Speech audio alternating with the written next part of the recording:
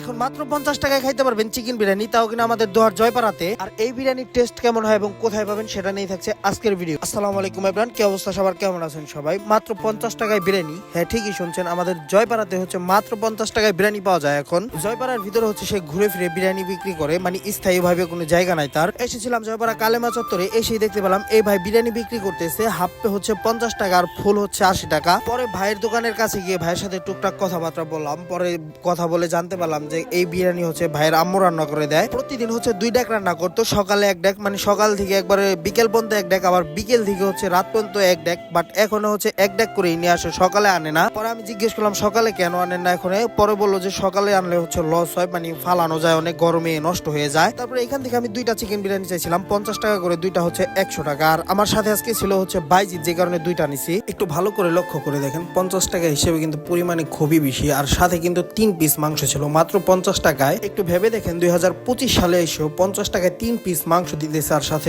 অনেকগুলা রাইস। আর যদি সাইজ একটু বড় থাকে তাহলে কিন্তু 2 পিস দেয়। সো এই যে আমাদের পার্সেলটা কিন্তু রেডি, আমরা এটা নিয়ে এখন অন্য কোথাও গিয়ে খাবো। সো এই যে দেখেন আমরা কিন্তু খোলামেলা একটা প্লেসে চলে আসছি, আর এখনই কিন্তু এটা খাবো। ওইখানে দেখলাম খাওয়ার মতো কোনো প্লেস নাই, তাই ভাবলাম যে পার্সেল করে নিয়ে অন্য কোথাও গিয়ে খাই, তাই পার্সেল করে নিয়ে আসলাম। সো মাত্র 50 টাকা হিসেবে কিন্তু খাবারটা খুবই অসাধারণ, কারণ হচ্ছে 50 টাকায় যে বিরিয়ানি পাওয়া যায় এটাই তো অনেক, আর পরিমাণও কিন্তু বেশ অনেকটাই ছিল।